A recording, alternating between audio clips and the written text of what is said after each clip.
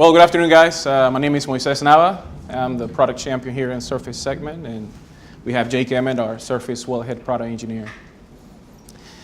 As we were preparing through the tech talk and really getting to the TED-like spirit, because that's what the Reservoir Symposium was challenging us. I mean, not so much on the power presentation, but like Brian said, sharing the story. Actually, reading in the mission statement for Tech Talk and the TED organization is the only objective for this is sharing ideas. Share an idea. I strongly believe in the power of ideas. It can change mindsets, attitudes. It can change frameworks. It can change business models. And I think that's why Schlumberger, in a way, promotes this type of conversation. So in true Tech Talk fashion, in probably less than 18 minutes or less, we'll share our idea. So this is our idea. Our idea is this contention that standardization still is a powerful tool to unite products, technologies, processes, business models, and more importantly, people. And we believe that in our story with MNDS development and our implementation and standardization in U.S. land supports this idea. You guys know that every single product technology that you guys have interacted with today has some sense and mixture of standardization and innovation. Did you know of we probably have heard of this company, Apple. It's not too popular. They just sold 50 million iPhones just past quarter. Regardless of the product introduction, regardless of the complexity of engineering, regardless of the region, they use one design, one iPhone design. Or you can go into the subsea world. And I know it's low activity right now, but the ambition for standardization and innovation still shines through. This is from the latest investor call from Statoil. Their ambition, a standardized subsea factory. They even had that trademark, entire standardized processing unit by 2020. They're still working on some of the modules. Standardization. So what should you care? What's the relevance of all this? Here's the relevance. Industry simplification is happening right now. Industry simplification is happening in the industry right now.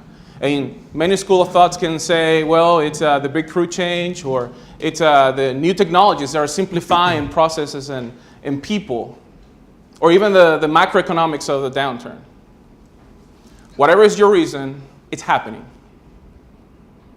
So what did the collapse of oil prices below $40 and even to $20 a barrel really expose? What it really exposed to our organization is how we had allowed cost and complexity creep on in our products and services, far beyond sustainable levels. You want a good proxy and test of the business relevance of this idea? Many industries right now have not simplified and are no longer in business, regardless of the business innovation and technology differentiation. So this is why it's important.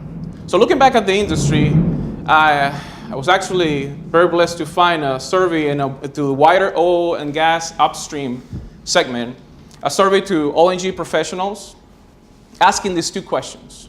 One of them is, in what area do you feel the standardization can have the most benefit in the oil and gas industry? And probing farther in that sample, how much progress do you believe that as an oil and gas industry we have made towards the theme of standardization?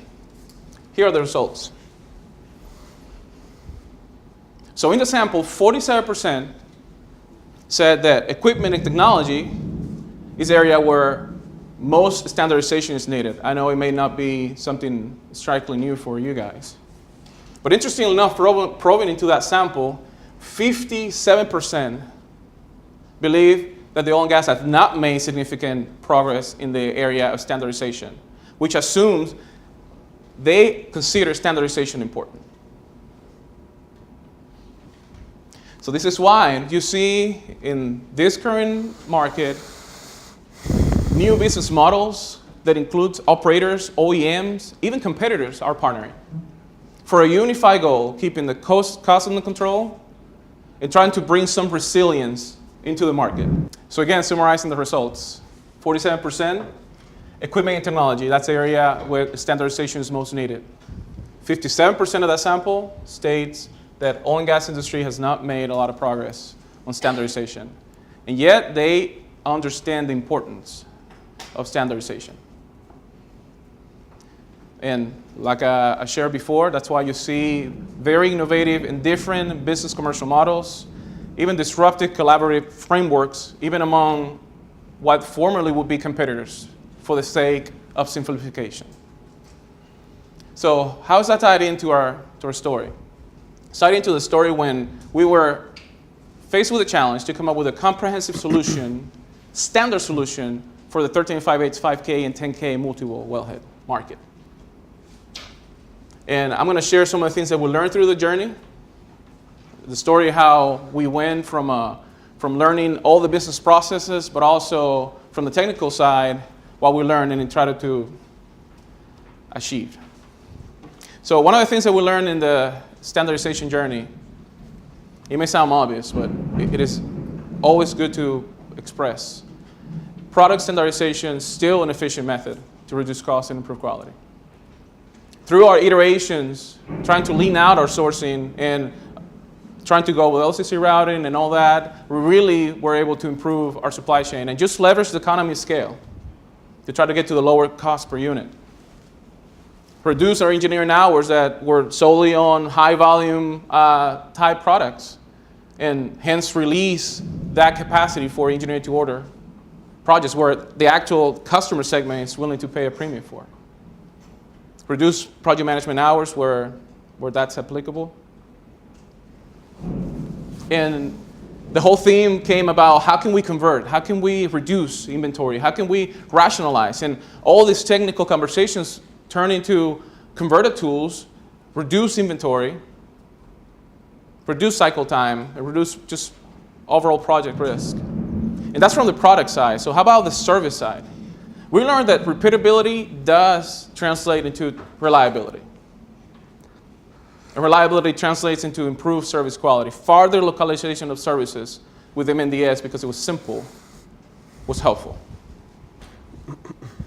One of the other things that we learned in the process is that working cross-functionally towards standardization for sustained implementation, it's challenging.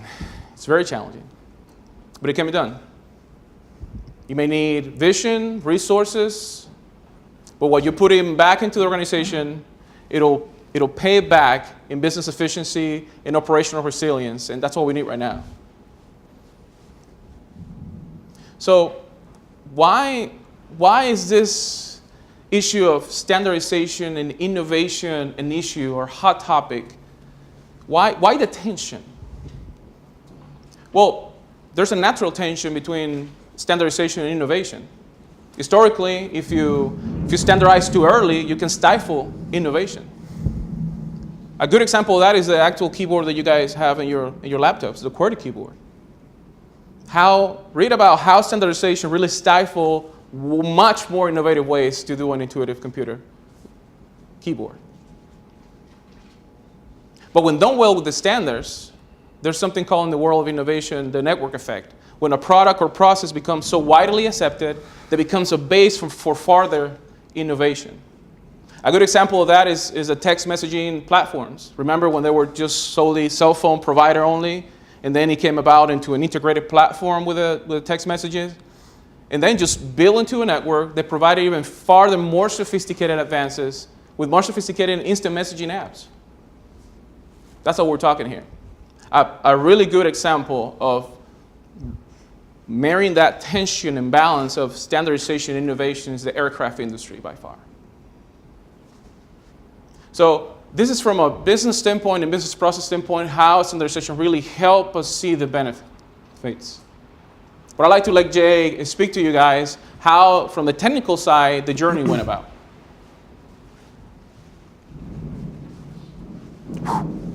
Wow, that is one beautiful wellhead. Sorry, still get distracted sometimes. So I'm going to cover 3 topics related to the MNDS in standardization. Number 1, why did we opt for standardization with the MNDS? Number 2, what components on it really are standard? And 3, how do we keep a standardized product relevant in a rapidly changing marketplace? So, to the first topic, when we started this in the spring of 2013, Cameron had probably a dozen different multi-bowl wellheads. We had the SSDC, the TSDC, the MBS, the MBL, the MBND, the SS Compact, the TSW Flex, the TSW. The list goes on for a while. And maintaining all these products was a significant burden on engineering. It was a burden on supply chain. It created inventory headaches. And it presented difficulties for our sales team in that they often didn't know which system would be the true optimum and what they should be pushing for the best margin and the best deal for our customer. So, what on this system is standardized? To start at the top, the OEC connector right here, other end connectors, technically Cameron proprietary. In reality, it's an API flange. We spin it on, and it enables us to connect to any 13-inch 10 or 5K double-studded pack-off adapter or tubing spool, of which we have countless versions. Moving on from there, the internals. This is a 10K you're looking at here. The 5K uses the exact same internals. It would have been possible to reduce the cost ever so slightly of each individual internal hanger and pack-off, of which there are 2 hangers and 2 pack-offs in this system. But it would have meant adding possibly 4 more running tools, a couple more wear bushings, and the inherent complexity and supply chain headaches that come in with that. Finally, this is a nested system. So it has a 13-inch primary bowl in which the lowermost hanger lands. That's followed by a pack-off support bushing, which seals the annulus and is retained by an internal lock ring. Then we run an 11-inch hanger into that. Now, that 13 to 11-inch, if you do the math, that's only an inch to work with for us. It's very demanding. We would have preferred to go with something like, say, a 9.5-inch TSW bowl, which would have given us plenty of room on our pack-off support bushing to get all our stresses worked out. But sales and marketing made it very clear from the beginning that this had to be compatible with our 11-inch C-bowl, industry standard, the same we run as conventional. And that turned out to be a great move, as it enabled us to launch just a couple years later the 11-inch 5K and 10K TSS and the 11-inch 5K and 10K SSD2 extremely rapidly, as they made use of the same upper mandrel hanger and pack-off as this system. The guys in the field already had the tooling, they had the knowledge of how to run it, and it made for a very seamless move. Together, that product family wipes out a significant number of the systems I listed for you earlier with a great deal of interchangeable components. And my last point is how do we keep a standardized system relevant? One of the reasons we had so many systems in the past was because it was difficult to keep a system up with the times. Sometimes it was easier to make just an evolutionary leap. For this, we rely heavily on sales and marketing. Our guys in the field, they come back and they tell us well in advance, ideally, of when the customer requires a change, what that's going to be. And for example, over the past 6 months, we've been integrating NACE-qualified pack-offs with inward bias lock rings. In the past, we've used outward bias lock rings from our proven SSMC design. This has become increasingly undesirable due to the requirement that we overpull, which is viewed as a safety risk for many operators. The inward biased rings enable us to install the pack-off, complete 3 rotations, hit a hard positive stop, and then pull the tool out, guaranteeing that we're locked in place properly by simply counting turns, no overpulls. The NACE qualification of the pack-offs will enable this to be sold more in global markets. Saudi Aramco, for example, is interested in the system now. And in conjunction, the NACE change and the inward bias change required a total redesign of the pack-off and pack-off support bushing. But we maintained the standard housing. This was a bit of a pain because it didn't have the ideal lock ring groove. It still had the old SSMC style, but we made it work. And the beauty of that is we can now transition to inward biased without having a pre-planned perfect cutoff date where we have exactly this many housings, this many pack-offs, and this many hangers. It's not relevant. We just switch the pack-off. It works with the old hangers. It works with the old housings. Backwards compatibility is absolutely crucial to a smooth switchover. For more details on the business, the quantitative numbers, Moises. So what is the evidence that this idea could be implemented? So the evidence is in the product introduction. We started with 20 sets being installed in South Texas. 3 years later, we were over 1,700 MNDS systems installed. Close to $85 million in revenue, not even taking into account completion and production equipment that could be ancillary to that offering. 15 to 20% margin improvement versus legacy MBS. 5% market share increase due to small players. And 30 to 40% cost reduction versus our legacy 13.5/8 10K MBS. But also the evidence I will say is this. The evidence is that the market changed. The market changed from a market relying on bespoke engineering design to one that now invites and welcomes standardization. Also, the challenge was made for the surface segment to change the mindset from bespoke engineering design to come up with a standard and comprehensive solution for a 13.5/8, 5K, and 10K multi-wall space. Gentlemen, ladies, the power of standardization really comes at the end with the power of collaboration among the key functions: engineering, sales, marketing, operations. So why not embrace simplification? Simplification to strengthen your core businesses, to lower transaction costs, and just allow freedom. I mean, freedom to innovate, to co-create with customers, to implement new technologies on a already solid foundation of standardization. And this is not my idea. Someone that you may know, back in 1926, something similar, which affirms what we've been talking about. Henry Ford, American industrialist, pioneer in standardization and innovation. He said this in 1926, and I quote, "Today's standardization is the essential foundation in which tomorrow's improvements can be made." Let me say that again. Today's standardization is the essential foundation in which tomorrow's improvements can be made.